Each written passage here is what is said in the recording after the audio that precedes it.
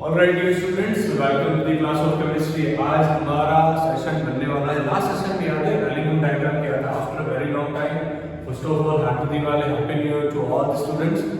आज हम लोग क्या करेंगे बच्चों, आज ना हम लोग एलिमेंट डायग्राम को जो पढ़ाई किया था उसका सबसे पहला एप्लीकेशन जो होगा बच्चा हमारा हम लोग करेंगे आज ब्लास्ट फर्नेस का यूज। एंड ब्लास्ट फर्नेस के यूज से आयरन को एक्सट्रैक्ट करना सीखना है। ऑलराइट, तो आज सबसे पहले क्या सीखना है हमें? आज हमें सीखना है बच्चों कि आयरन के ओर से आयरन को बाहर कैसे निकाला जाए। ओके, तो टॉपिक का नाम बताओ यहाँ पे extraction of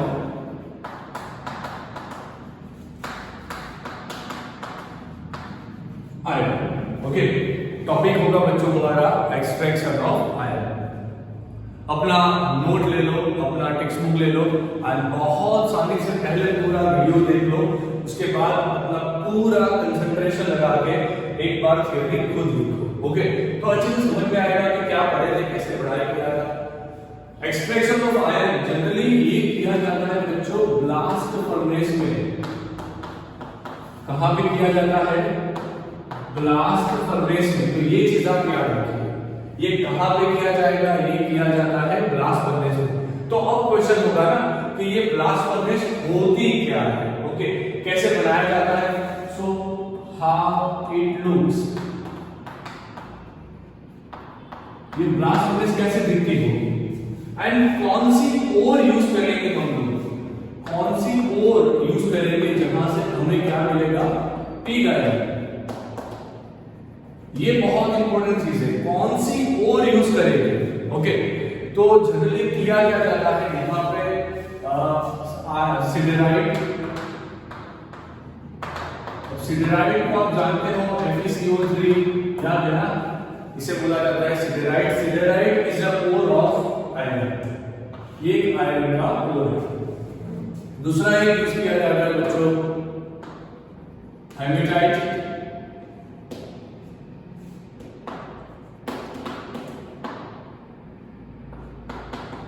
Fe2O3, generally it's also known as a iron oxide.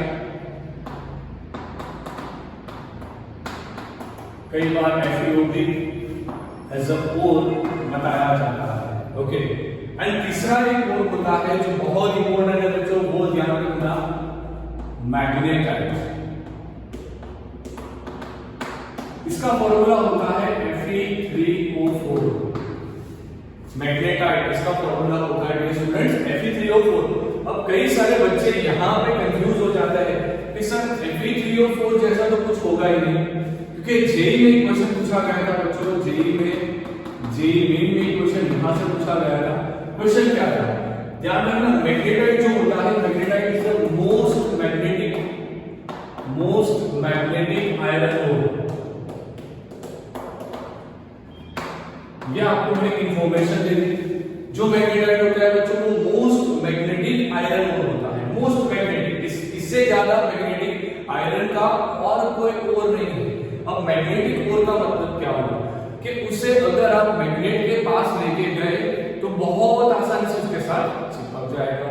Okay, अब Fe3O4 जो होता है ना वो मोस्ट मैग्नेटिक होता है, पर जनरली Fe3O4 फॉर्मूला वाला कोई कंपाउंड होता ही नहीं।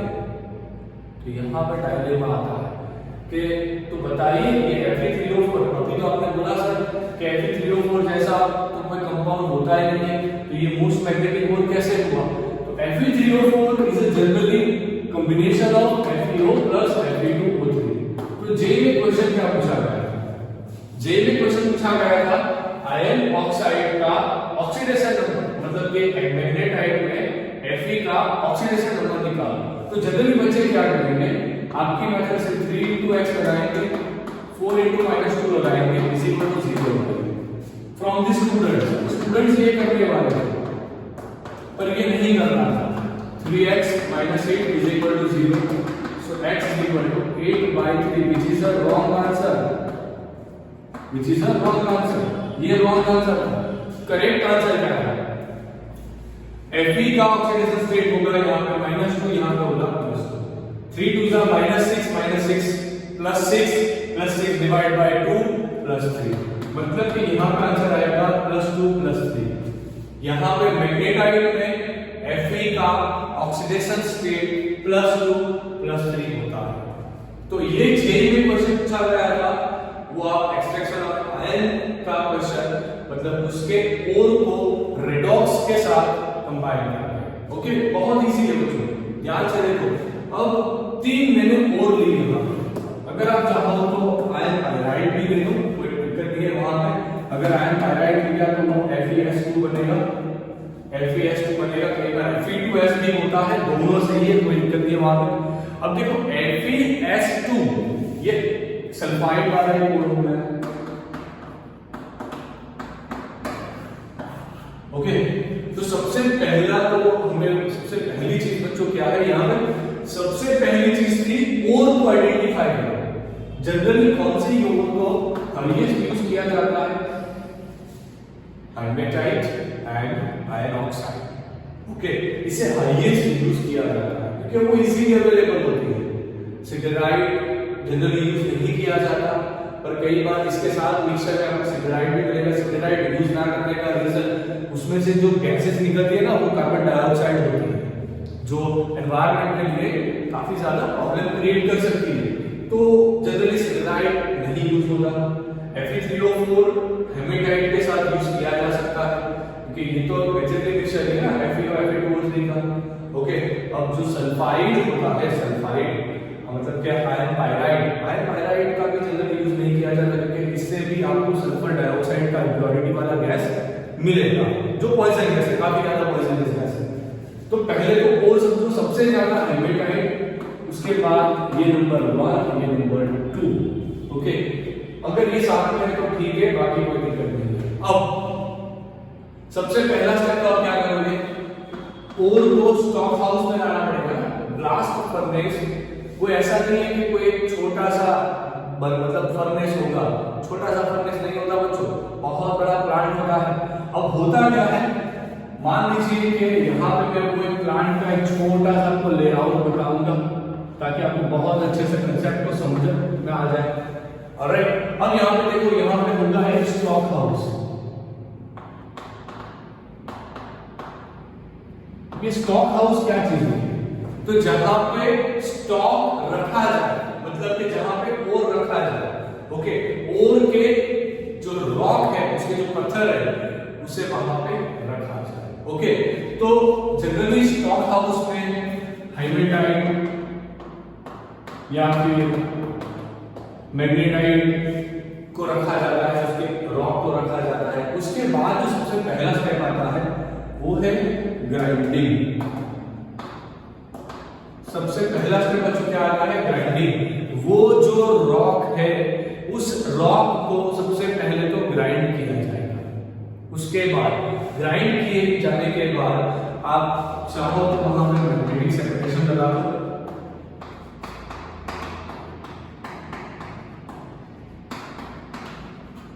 मैग्नेटिक सेपरेशन लगाया तो और आपको अलग मिल जाएगा ना। याद है ना वो टेक्निक, कन्वेयर बेल्ट था, मैग्नेटिक रोलर था, वहां पे चीजें गिर रही थी और में जो आयन पार्टिकल था वो एक साइड पे आ रहा था। तो मैग्नेटिक सेपरेशन लगाओ, उससे पहले स्टेप में इम्प्योरिटी रिमूव करो। इसे कई बार इस स्टेप को कई बार बोला जाता है जो बेनिफिक्शन का स्टेप, बेनिफिक्शन का स्टेप। सही है, याद रखना, इस स्टेप को कई बार बेनिफिक्शन का स्टेप भी बोला जाता है। ओके, कई बार इसे ड्रेसिंग का स्टेप भी बोला जाता है या फिर कंसंट्रेशन ऑफ ओर वाला स्टेप बोला जाता है। कई सारे नाम हैं, पर चीज तो यही है। यहाँ पे होगा क्या, आपकी ओर कंसंट्रेट हो जाएगी। अभी मैं एक्सट्रैक्शन पे आया है, अभी तो ओर को एक्सट्रैक्ट करके लेके आया, ओर को कंसंट्रेट करवाना है, ओर को कंसंट्रेट करवाना शुरू कर दिया मैंने। अब देखो क्या होगा, ओर कंसंट्रेट हो गया। अब ओर कंसंट्रेट होने के बाद now we have concentrated iron ore powder। अब हमारे पास क्या है, आयरन ओर का पाउडर है जो कॉन्सेंट्रेटेड है, जिसमें ओर का मात्रा बहुत ज्यादा है। ऐसा हमारे पास एक पाउडर आ चुका है। अब होगा क्या, अब जाएगा पाउडर ब्लास्ट फर्नेस में। तो मैं आपको बताऊंगा ब्लास्ट फर्नेस जो होती है वो दिखती कैसे है। तो बच्चों इतना अच्छा तो ड्राइंग है नहीं, पर आप थोड़ा बहुत तो समझ पाओगे।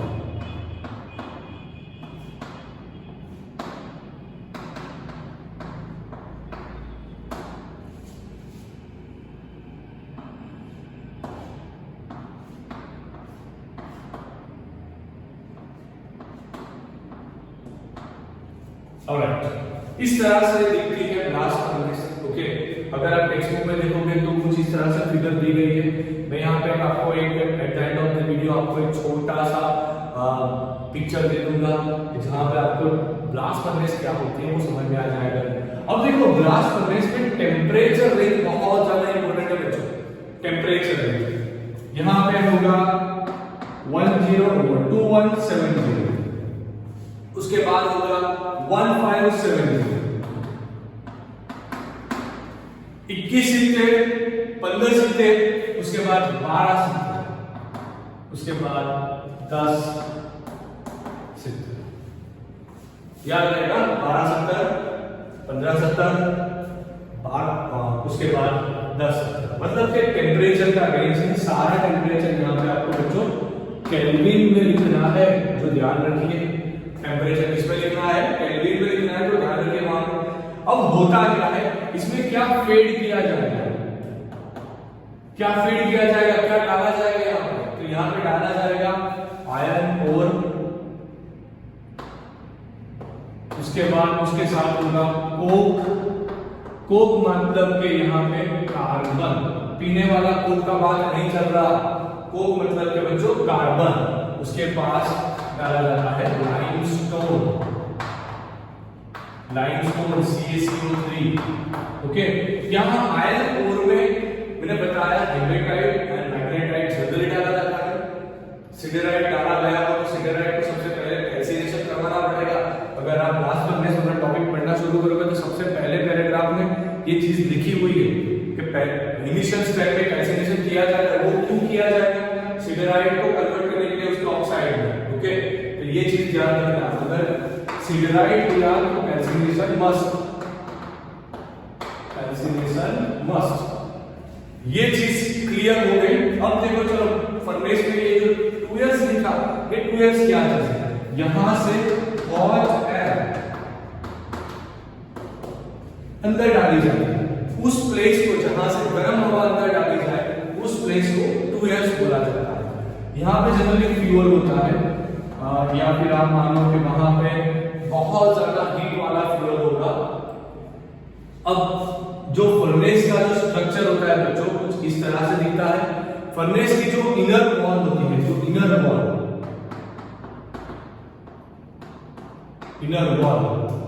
वो फायर क्ले ब्रिक से बनी होती है। फायर रेजिस्टेंस वाली क्ले जो होती है उसकी ब्रिक से ये चीज बनाई जाती है। एक बार फर्नेस को चालू करने के बाद उसे 15 से 20 साल तक कंटिन्यूअस चालू रखना पड़ेगा। दिमाग में जा रहा है? एक बार चालू किया फर्नेस को, मतलब आप 15-20 साल तक उसे बंद नहीं कर पाओगे, उसे चालू रखना पड़ेगा। ओके, अब इसके अंदर ये तीन चीज डाली जाती है, iron ore, coke and limestone. तीनों के फंक्शंस बहुत इजी हैं। यहाँ पे हम लोग एल्यूमिनियम डायग्राम का ही यूज करने वाले हैं। ओके, अब देखो होगा क्या। अब तीनों की तीन चीज में ये है हमारी पाउडर फॉर्म। देखो मैं आपको कंसेप्ट समझा रहा हूँ, बहुत अच्छे से कंसेप्ट समझना, बहुत मजा आएगा। ये होती है पाउडर फॉर्म, ये हो गया कोक कार्बन, ये हो गया लाइमस्टोन। ओके, अब देखो सबसे पहले क्या होगा, जैसे ही लाइमस्टोन मतलब ये तीनों चीज आपने साथ में डालना शुरू की, पर सबसे पहले नियर टू 500 केल्विन टेम्परेचर पे जो CaCO3 होता है, कैल्शियम कार्बोनेट जो होता है, लाइमस्टोन जो होता है, वो इतनी हीट मिलने से डिकम्पोज हो जाएगा calcium oxide plus carbon dioxide gas. ये चीज ध्यान रखना। सबसे पहले कौन आउट हो गया? लाइमस्टोन तो निकल गया ना। कैसे निकला लाइमस्टोन? जैसे गिर रहा था इनिशियली टेम्परेचर कितना होगा यहाँ पे 500 केल्विन होगा, तो 500 केल्विन पे हमारा कैल्शियम कार्बोनेट वो हो गया डिकम्पोज, उसने दिया कैल्शियम ऑक्साइड प्लस उसने दिया कार्बन डाइऑक्साइड गैस। ओके चलो बहुत अच्छे। अब देखो क्या होगा, कैल्शियम ऑक्साइड एंड कोक ये दोनों बहुत ज्यादा भारी हैं, पाउडर का उतना वेट नहीं होता ना, तो सबसे पहले नीचे कौन आएगा? सबसे पहले नीचे आएगा कोक, वो सबसे पहले नीचे आएगा। ध्यान रखना ये चीज बहुत इंपॉर्टेंट है। एंड बॉटम पे यहाँ पे कोक आने के बाद इतनी गर्म हवा में वो बंद हो जाएगा एंड कार्बन डाइऑक्साइड गैस का जनरेशन करेगा। ये चीज ध्यान रखना, बहुत इंपॉर्टेंट चीज बच्चों। सबसे पहले पहला स्टेप 1, 2170 केल्विन में कार्बन जो था, जो कोक था, उसने रिएक्शन लगाया ऑक्सीजन से CO2 गैस बना दिया। ये पहला होगा। दूसरी पॉसिबिलिटी, ये पॉसिबिलिटी 1 है। अब पॉसिबिलिटी 2 की बात करते हैं। डियर स्टूडेंट्स अच्छे से देखना। अब दूसरी पॉसिबिलिटी एलिमेंट डायग्राम निकाल के देखो, वहां पे आप देखोगे तो कार्बन FeO के लिए इतने हाई टेम्परेचर पे आप उसे रिड्यूसिंग एजेंट की तरह यूज कर सकते हो। फिर से रिपीट कर रहा हूं, अगर आप एलिमेंट डायग्राम देखोगे ना तो आयरन ऑक्साइड FeO वाला जो लाइन है ना, उसके बिल्कुल नीचे कार्बन वाला लाइन है, पर वो एक पॉइंट तक FeO के ऊपर होगा एंड एक पॉइंट के बाद वो नीचे होगा। वो temperature nearly 400 to 800 degree Celsius. Okay अब देखो होगा क्या, जितना आयरन ऑक्साइड नीचे आया FeO, वो डायरेक्टली कार्बन के साथ रिएक्शन करके स्मेल्टिंग हो जाएगा, Fe दे देगा प्लस कार्बन डाइऑक्साइड गैस यहां पे रिलीज करेगा। ओके तो ये चीज ध्यान रखनी है स्टूडेंट्स। इजी है ना, बहुत इजी चीज है, बहुत इजी चीज। ध्यान से देखो कि जो आयरन ऑक्साइड था, दूसरी पॉसिबिलिटी क्या थी, हमारा जो कोक था वो Coke directly iron oxide FeO उसे रिड्यूस करके Fe में दे दे, वो Fe होगा लिक्विड स्टेट में। ओके वो Fe यहां पे जमा हो जाएगा, यहां पे Fe जमा हो गया। ये पहला स्टेप। अभी देखो अभी क्या बात है, FeO से Fe निकाल दिया, अब हमारे पास Fe2O3 बचा। अब देखो क्या स्टेप्स होते हैं। ये कार्बन डाइऑक्साइड गैस बच्चों ऊपर जाएगी एंड ये टेम्परेचर रेंज में कार्बन डाइऑक्साइड जो गैस होती है बच्चों, जो ऊपर आई गैस, वो कार्बन डाइऑक्साइड गैस क्या करेगी? तो स्टेप 2 जो कार्बन डाइऑक्साइड गैस नीचे जनरेट हुई थी बच्चों, वो जाएगी ऊपर। जो कोक नीचे गिर रहा है उस कोक के साथ फिर से रिएक्शन लगाएंगी एंड बनाएंगी कार्बन मोनोऑक्साइड गैस। अब फिर से एक बार नीचे क्या जनरेट हुआ? डाइऑक्साइड ऊपर जा रहा था, कोक नीचे आ रहा था, उसने कोक को कैप्चर किया, कार्बन मोनोऑक्साइड बनाया। अब ये कार्बन मोनोऑक्साइड भी एक अच्छा खासा रिड्यूसिंग एजेंट है, ये बहुत अच्छा खासा बच्चों रिड्यूसिंग एजेंट है। अब देखो क्या होता है, 3 स्टेप बात खत्म। अब देखो सबसे पहला Fe2O3, मेरी टेक्निक क्या है, बहुत इजीली आपको पूरा कंसेप्ट समझ में आ जाएगा। Fe2O3, Fe3O4, Fe3O4, FeO, FeO, FeO। बहुत इजी वाला टेक्निक सिखा रहा हूं आपको, बहुत इजी वाला। Fe2O3, Fe3O4, Fe3O4, FeO, FeO, Fe। किसके साथ रिएक्शन? मोनोऑक्साइड के साथ। क्या जनरेट होगा? डाइऑक्साइड। खत्म, सब रिएक्शन खत्म। जो हाइड्रोडाइड था वो मोनोऑक्साइड के साथ क्या दे रहा है? मैग्नेटाइड, मतलब कि आपका हाइड्रोडाइड कन्वर्ट हो गया Fe2O3 प्लस FeO। अब क्या होगा? हाइड्रोडाइड से FeO मतलब मिला, मतलब कि जो आपका यहां पे बच्चों क्या है? मैग्नेटाइड।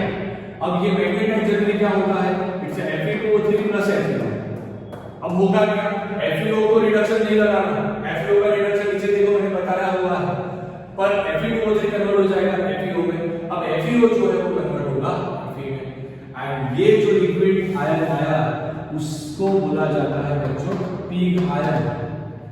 उसे क्या बोला जाता है? Pig iron. तो ध्यान रखना। अब सबसे बड़ी दिक्कत, जो ओर आपने डाली है उस ओर में इम्प्योरिटी में क्या होगा? SiO2, ये होगा ओर की इम्प्योरिटी। अब इसको निकालना है तो कैसे निकालोगे? अब एक ही चीज बची जिसका कोई काम नहीं आया, तो ये रहा वो, ये कैल्शियम ऑक्साइड SiO2 के साथ कंबाइन होकर CaSiO3 का एक फ्यूजिबल स्लैग बनाएगा। कैल्शियम सिलिकेट का एक फ्यूजिबल स्लैग बनाएगा, जो स्लैग इसके ऊपर एक अच्छा खासा क्रीम जैसा लेयर बनाएगा। सही है। अब क्या करना है? देखो, इससे एक फायदा होता है, स्लैग बनने से एक फायदा होता है, हमारा जो रो आयरन है, जो पिग आयरन है, वो फिर से ऑक्सीडाइज नहीं हो पाएगा। मतलब यहां से आयरन को निकाल दो, स्लैग को निकाल दो, बात खत्म। आयरन को निकालो, स्लैग को निकालो, बात खत्म। तो ये था हमारा ब्लास्ट फर्नेस। हम सर आपको समझ में आया? फिर से एक बार बच्चों पूरा सेशन देखो, ओके? शांति से देखो, अगर जरूर लगे ना तो एक बार कंसेप्ट को एनसीईआरटी से पढ़ के फिर से एक बार इसे रिवीजन करो। Alright? And please dear student, don't forget to share it, like it and comment this video. Alright? Take a screenshot. कल फिर मिलेंगे। कल कॉपर एक्सट्रैक्शन पढ़ना है, इससे